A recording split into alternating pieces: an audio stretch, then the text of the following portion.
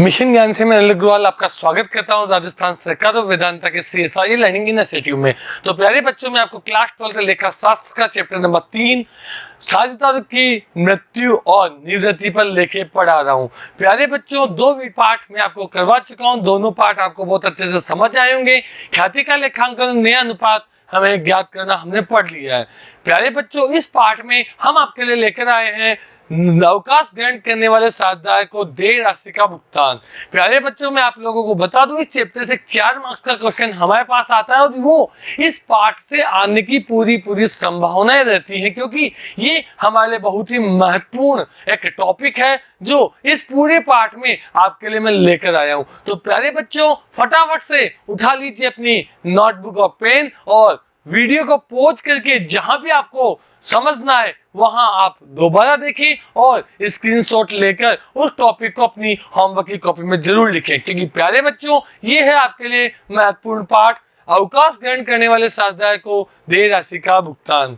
अवकाश ग्रहण करने वाले साझेदार को देय राशि का भुगतान करने की टोटल 3 निम्न विधियां हैं। पहली विधि है एक मुश्त भुगतान। एक मुश्त भुगतान का मतलब होता है प्यारे बच्चों कि हमने पूरा का पूरा पेमेंट एक साथ कर दिया।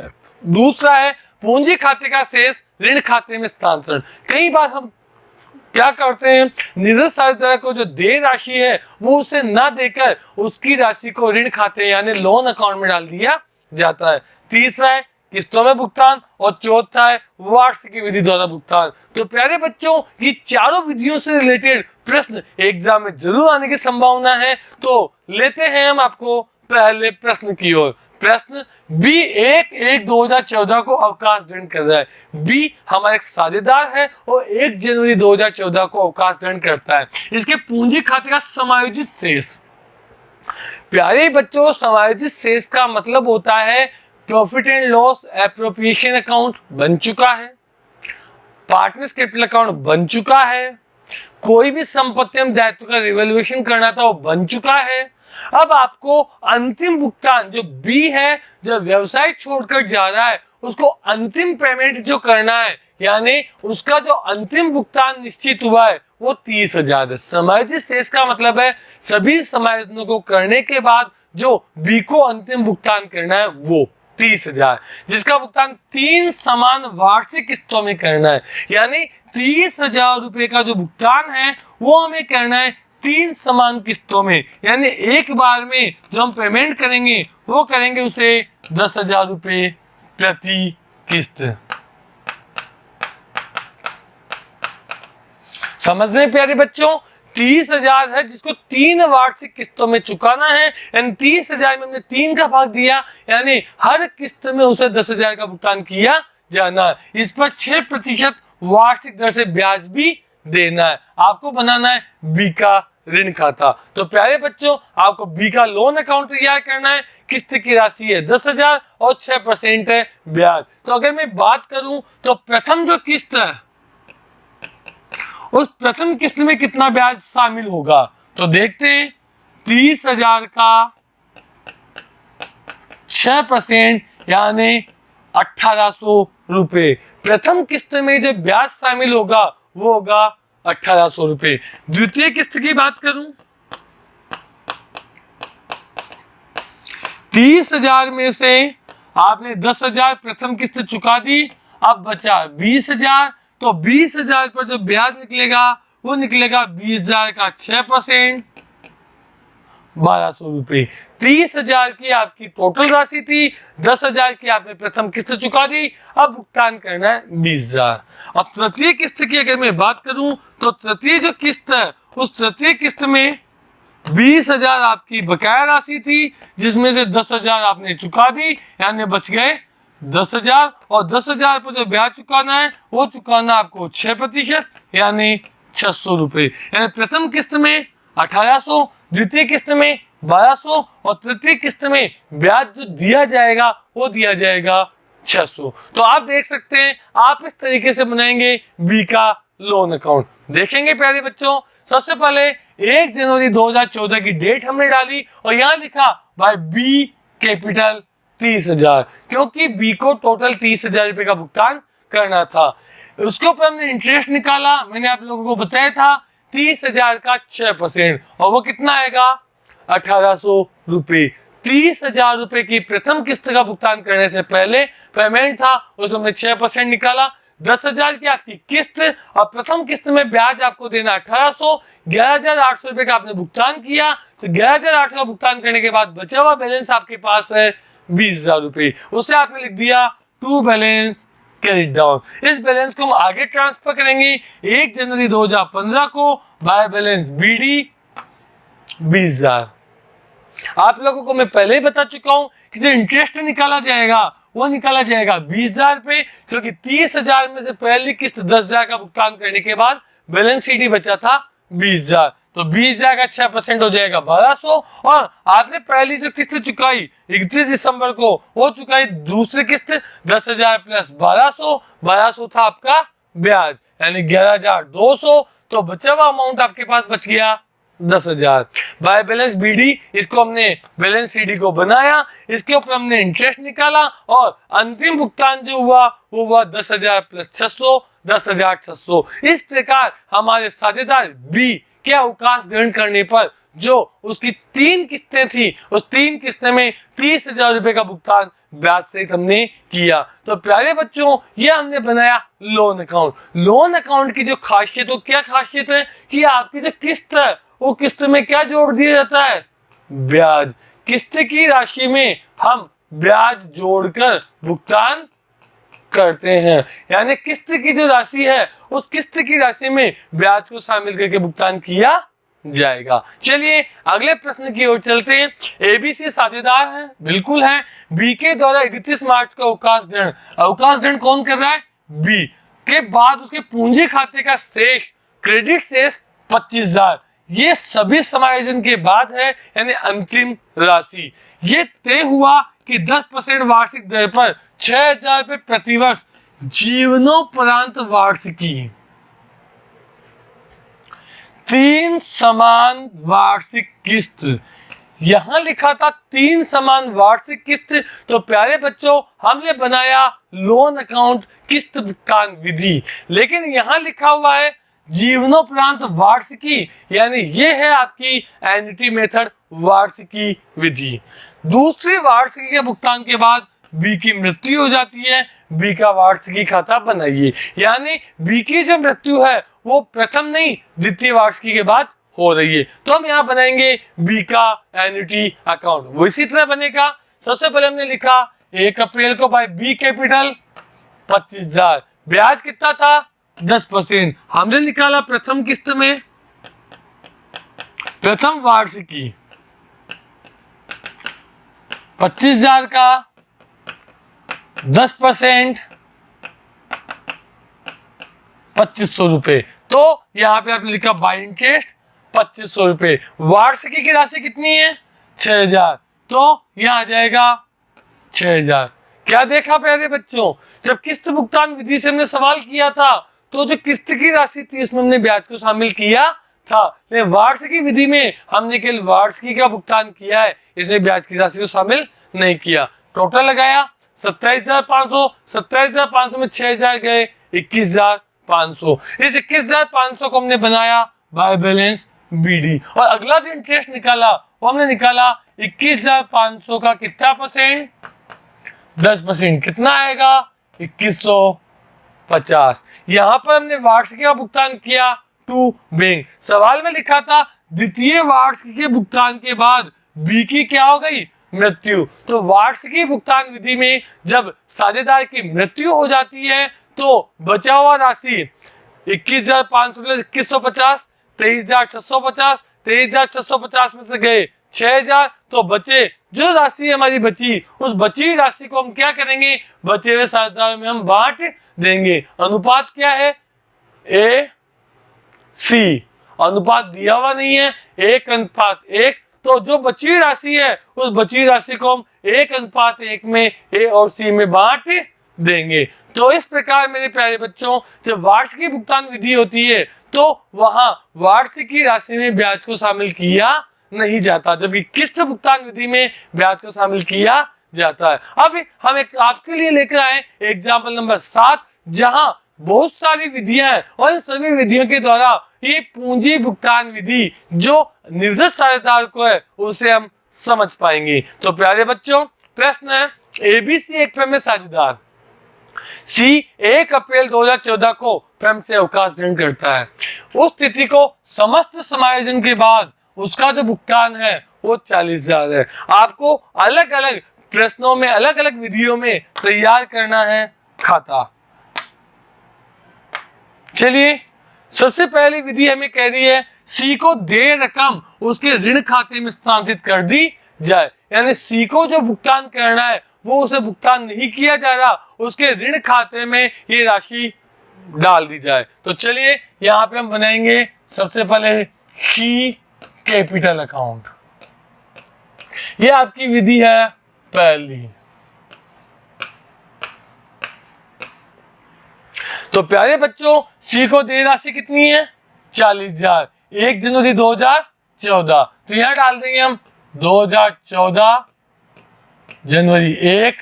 सी की देय राशि इसलिए हम लिख देंगे बाय बैलेंस बीडी 40,000। सी को जो देय राशि है वो है 40,000। इसका भुगतान हमने क्या किया, भुगतान न करके इसको हमने किस में डाल दिया, लोन अकाउंट में। सी लोन अकाउंट कितना 40,000 और ये हो जाएगा आपका समाप्त। यानी सी को जो देय राशि है वो हमने तुरंत ही लोन अकाउंट में ट्रांसफर कर दी, इसका भुगतान अभी हमने नहीं किया। तो पहला पॉइंट आपका हो चुका है। दूसरा पॉइंट कह रहा है सी को देय रकम अवकाश ग्रहण करने के बाद पूर्ण भुगतान कर दिया जाता है, यानी सी को जो राशि है वो पूरी की पूरी क्या की जा रही है, दे दी जा रही है। तो यहां पर हम दूसरी विधि पढ़ रहे हैं, इसके लिए हम बनाएंगे सी कैपिटल अकाउंट।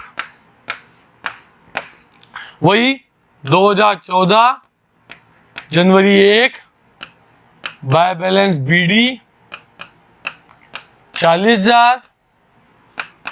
यहां पे आ जाएगा पूरा का पूरा हमने भुगतान कर दिया टू कैश 40,000। इस प्रश्न में हमने उसे लोन अकाउंट में डाला था, क्या लिख दिया हमने टू सी लोन अकाउंट। या हमने पूरा का पूरा भुगतान कर दिया इसलिए हमने लिखा टू कैश। दूसरा भी हो गया। आगे लिखा हुआ है सी को देय रकम में से 50% नगद भुगतान, यानी आधी राशि उसी समय उसे दे दी जाए और 50% उसके ऋण खाते में डाल दी जाए। आधी राशि का भुगतान तुरंत किया जा रहा है और शेष आधी को ऋण खाते में डाला जा रहा है। तो देखते हैं किस तरह से बनेगा।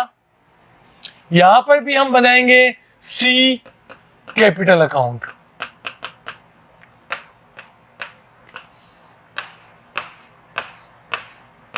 यहां लिखेंगे 2014 जनवरी 1 आ जाएगा सबसे पहले बाय बैलेंस बीडी 40,000। आधी राशि का भुगतान किया जा रहा है टू कैश 20,000। आधी राशि को उसके लोन अकाउंट में डाला जा रहा है टू सी लोन 20,000। टोटल हो जाएगा आपका 40,000। तो प्यारे बच्चों, आपने देखा इस प्रश्न में पूरा का पूरा लोन खाते में डाला गया, इस प्रश्न में उसे पूरी की पूरी भुगतान कर दिया गया, इस प्रश्न में आधी राशि का भुगतान 50% यानी आधी राशि का भुगतान कर दिया गया और शेष आधी को लोन खाते में डाल दिया गया।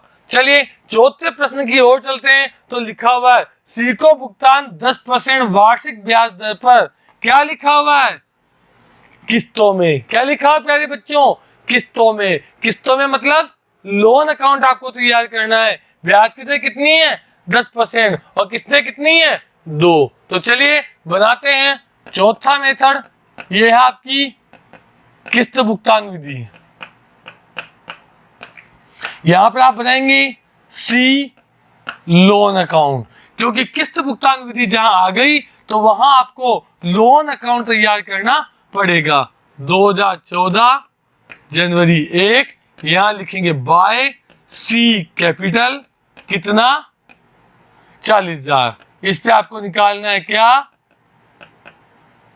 इंटरेस्ट 40,000 का कितना परसेंट, सवाल में देख लेते हैं। लिखा है 10%। कितना आएगा 4000। टोटल किस्त तो आपको 40,000 का भुगतान है, वो 2 समान किस्तों में करना है। तो एक किस्त कितने की हो गई आपकी 20,000 रुपए की। तो भुगतान आप कर देंगे 2015 दिसंबर 31 टू कैश 20,000 की किस्त प्लस 4,000 का पेमेंट हो गए 24,000। इधर का टोटल लगाया 44,000। 44 में से 24 गए तो आपका बच गया टू बैलेंस CD 20,000। टोटल लगाया 44,000, बैलेंस को आगे लेके गए 2015 जनवरी 1 दिसंबर 31 जनवरी 1 यहां लिख देंगे बाय बैलेंस BD 20,000। इस पे निकाल लेंगे इंटरेस्ट 20,000 का कितना परसेंट 10%। 2,000 भुगतान कर देंगे 2016 दिसंबर 31 टू कैश 22,000। 20,000 की किस्त 2,000 का ब्याज। टोटल लगाया तो हमने देखा ये क्या हो गया 2 साल बाद इक्वल हो गया है। तो इक्वल हो गया है तो हमारा इसका मतलब उसको हमने पूरा भुगतान कर दिया।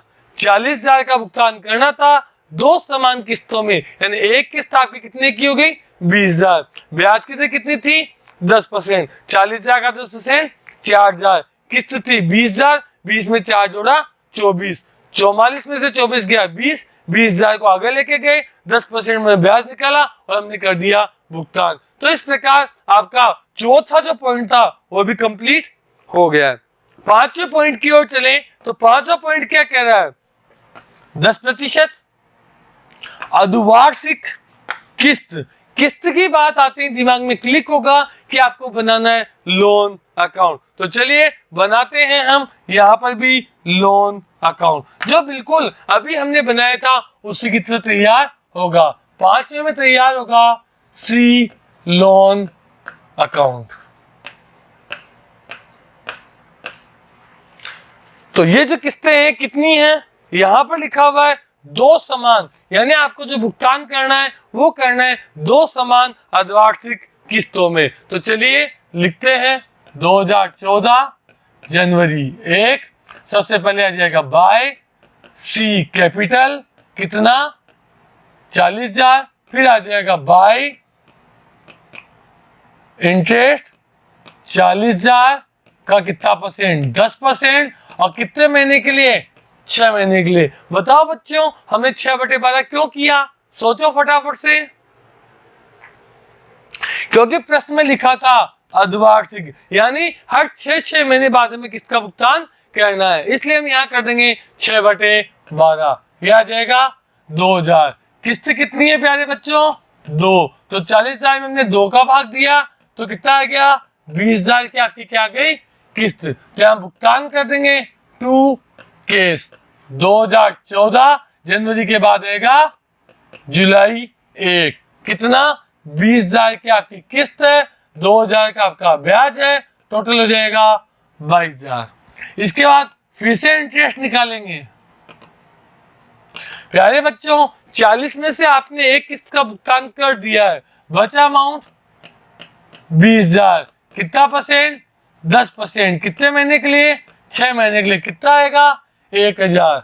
2015 दिसंबर 31 टू केस किस्त कितनी 20,000। ब्याज कितना 1,000। भुगतान कितना हुआ 21,000। टोटल लगा लेंगे 43,000। तो प्यारे बच्चों जब हमने किस्त भुगतान विधि पढ़ी तो यहाँ पर 1 वर्ष में केवल एक किस्त का भुगतान करना था, तो ब्याज भी हमने वार्षिक निकाला और 1 साल में हमने एक ही किस्त का भुगतान किया। लेकिन जब अर्धवार्षिक विधि हो गई तो हमने ब्याज 6 महीने का निकाला और 1 साल में हमने 2 किस्तों का भुगतान किया, क्योंकि अर्धवार्षिक विधि में 6 महीने बाद यानी 2 बार पेमेंट किया जाएगा। चलिए प्यारे बच्चों अगले पॉइंट की ओर चलते हैं। 6वां पॉइंट कह रहा है आपको 10% वार्षिक ब्याज पर 10,000 प्रतिवर्ष की वार्षिकी किस्त भुगतान नहीं है प्यारे बच्चों, वार्षिकी का भुगतान करना है। और लिखा हुआ है द्वितीय वार्षिकी के बाद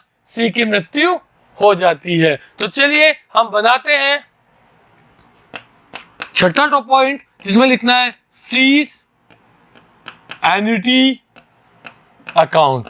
तो प्यारे बच्चों, आपको एक चीज समझ आ रही है, अगर आपको किस्त भुगतान विधि का प्रयोग करना है तो आप बनाएंगे लोन अकाउंट, और अगर आपको वार्षिकी भुगतान विधि का प्रयोग करना है तो आप बनाएंगे एन्युटी अकाउंट। यहां पर लिखेंगे 2014 जनवरी 1 बाय सी कैपिटल 40,000, इंटरेस्ट निकालेंगे बाय इंटरेस्ट कितना 40,000 का 10%, 4,000 पेमेंट करेंगे 2015 दिसंबर 31 to cash 10,000।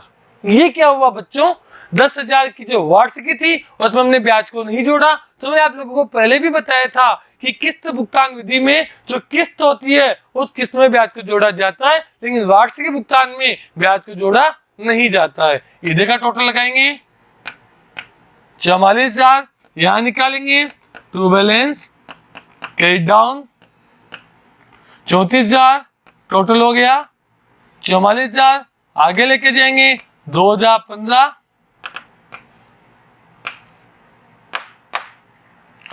January 1 by balance BD 34,000, interest निकालेंगे बाय इंटरेस्ट 34,000 का कितना परसेंट 10%, 3,400 भुगतान करेंगे 2016 दिसंबर 31 टू कैश कितना 10,000। ब्याज जोड़ेंगे नहीं जोड़ेंगे। क्या द्वितीय वार्षिकी का भुगतान हो गया? हाँ, सवाल में लिखा था द्वितीय वार्षिकी भुगतान के बाद सी की क्या हो गई मृत्यु। तो मृत्यु हो जाने पर जो बची राशि है वो किस किस में बट जाएगी, A capital to B capital. Total लगाएंगे, इधर का टोटल होगा 37,400, इसमें चला गया 10,000, तो 37,400 में से हम 10,000 को माइनस कर देंगे, बचेंगे 27,400। अनुपात क्या दिया हुआ प्रश्न में मेरे प्यारे बच्चों, अनुपात हमें कुछ भी नहीं दिया हुआ है, अनुपात नहीं दिया हुआ है तो 27,400 को हम बांट देंगे 1:1 में, और यहाँ पर हम लिख देंगे और हो जाएगा हमारा ये टॉपिक कंप्लीट। तो एन्युटी मेथड में हमने क्या देखा कि जैसे सी की मृत्यु हुई, सी की मृत्यु होने पर जो बचे हुए साझेदार थे उन्होंने बची राशि को अपने अनुपात में बांट लिया, पहली बात। और दूसरी बात, जो किस्त का भुगतान हम करते हैं उस किस्त के भुगतान में ब्याज की राशि को शामिल नहीं करते हैं। चलिए आगे चलते हैं सातवीं की तरफ। सातवां मेथड हमें कह रहा है कि 10,000 रुपए वार्षिकी के भुगतान को करना है, 16,000 की वार्षिकी आपको देनी है, और चतुर्थ वार्षिकी के बाद इसकी मृत्यु हो रही है, यानी आपको 16,000 रुपए वार्षिक मूल्य आपको चुकाना है, और चौथे वर्ष के बाद सी की मृत्यु हो रही है। तो चलिए बनाते हैं हम सातवां टॉपिक, सी की वार्षिकी अकाउंट।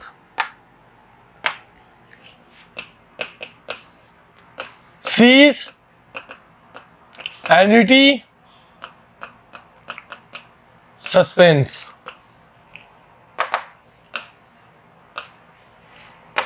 अकाउंट। चलिए 2014 जनवरी 1, सबसे पहले लिखा बाय बैलेंस सीडी 40,000, फिर निकाला बाय इंटरेस्ट 40,000 का कितना परसेंट 10%, कितना हो गया 4,000। वार्षिकी का भुगतान किया दिसंबर 31 टू कैश, वार्षिकी कितनी है 16,000, टोटल लगाया इधर का 44, यह आ जाएगा टू बैलेंस सीडी 28,000, बैलेंस को आगे लेके गए 2015 जनवरी 1 बाय बैलेंस बीडी 28,000, इंटरेस्ट निकाला 28,000 का 10%, 2,800 भुगतान करेंगे टू कैश 16,000, 2016 दिसंबर 31,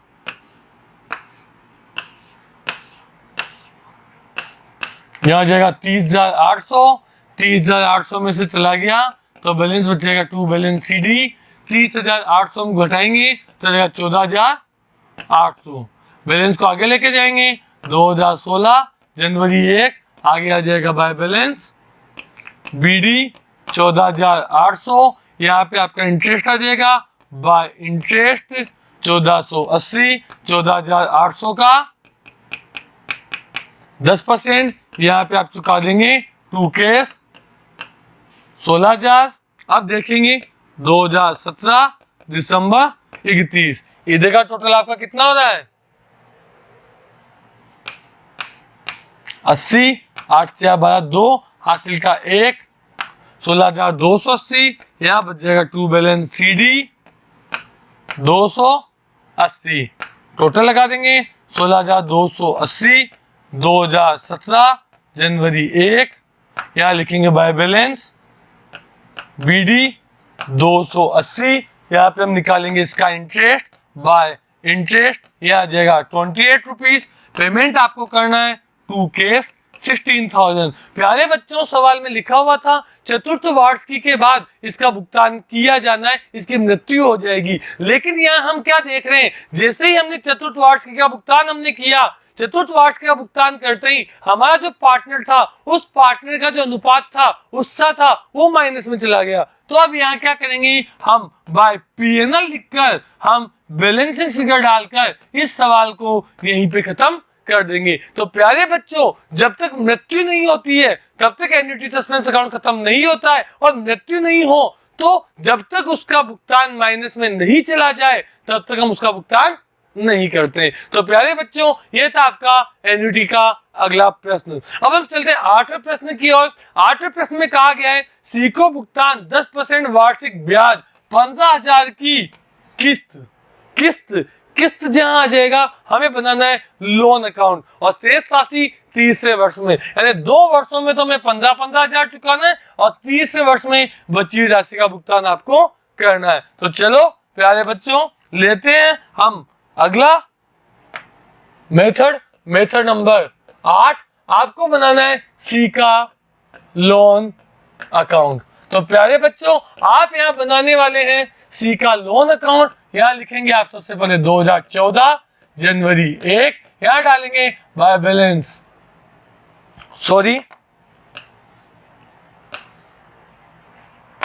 यहाँ डालेंगे सी कैपिटल, और कैपिटल का आपका अमाउंट था 40,000। आप निकालना इंटरेस्ट, आपका इंटरेस्ट हो जाएगा 40,000 का 10% 4,000। यहाँ पे आपको किस्त का भुगतान करना है 2 केश 15,000। सवाल में साफ साफ लिखा है कि जो किस्त का भुगतान करना है वो आपको ब्याज सहित करना है। तो ब्याज सहित हमने कर दिया, यह जाएगा दिसंबर 31, बचेगा टू बैलेंस CD 44 44,000, 44 में से 15 जाएगा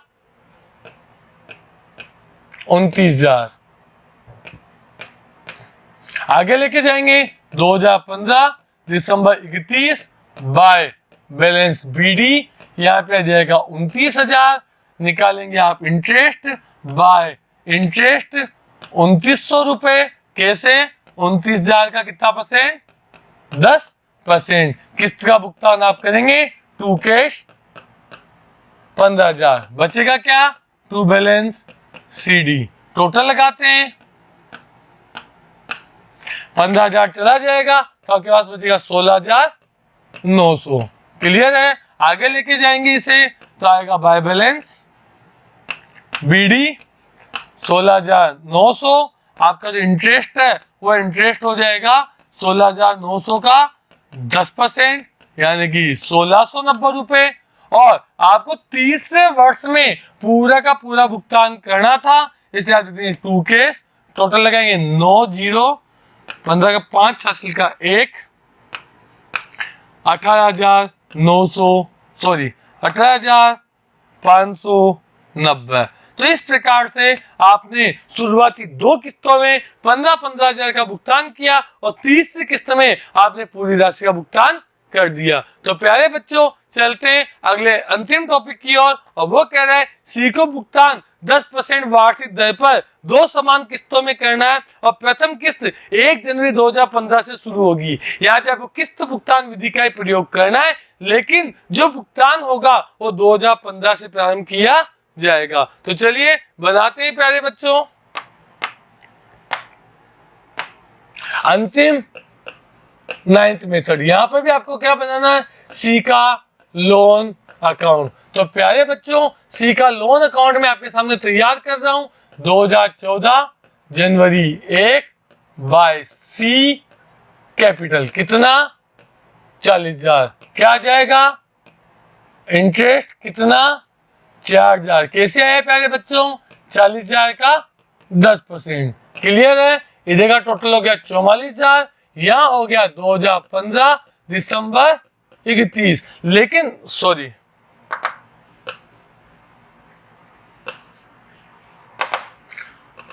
2014 दिसंबर 31। प्यारे बच्चों आपको यहाँ पे भुगतान नहीं करना है, क्योंकि भुगतान आपका अगले ईयर चालू होगा।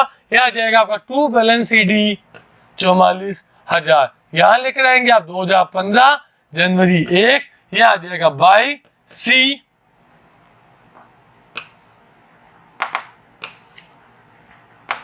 By balance CD 44,000। अब आपको यहाँ पे भुगतान करना इसी दिन 2 केस 2015 जनवरी 1 को आपकी पहली किस्त का आपको भुगतान करना था।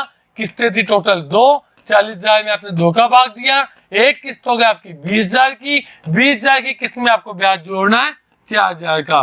तो 20,000 प्लस 4,000, आपने पहली किस्त का भुगतान किया 24,000। आपका साल खत्म होगा दिसंबर 31 को, आपने निकाला इंटरेस्ट, और ये इंटरेस्ट जो निकलेगा प्यारे बच्चों 44 में 24 गए तो 20,000, 20,000 का कितना परसेंट 10%, कितना आ जाएगा 2,000 टोटल लगा लेंगे, और यहां निकाल देंगे दिसंबर 31 को टू बैलेंस क्रेडिट डाउन। और बैलेंस क्रेडिट डाउन कितना हो जाएगा प्यारे बच्चों 22,000। अगले साल आप क्या करेंगे 2016 जनवरी 1 बैलेंस को आगे लेके जाएंगे, बाय बैलेंस बीडी 22,000। इसी दिन आपको किसका भुगतान करना है टू कैश 22,000 2016 जनवरी 1। तो आपने यहां सीखा कि किस्त का भुगतान के अगले साल किया जाए तो भी ब्याज जोड़ा जाता है। तो प्यारे बच्चों ये था हमारा टॉपिक अवकाश ग्रहण करने वाले साझेदार को देय राशि का भुगतान। तो प्यारे बच्चों इसमें जितने भी प्रश्न आपके बनते हैं वो सभी टॉपिक मैंने एग्जाम्पल नंबर 7 के जरिए आपको करवा दिए। तो प्यारे बच्चों आप इसे देखें, बार बार रिपीट करें, अच्छे से समझे और होमवर्क की कॉपी में उतार ले। अगला वीडियो लेकर जल्दी हम आपके सामने शुरू होंगे आएंगे। बने रहिए मिशन ज्ञान के साथ।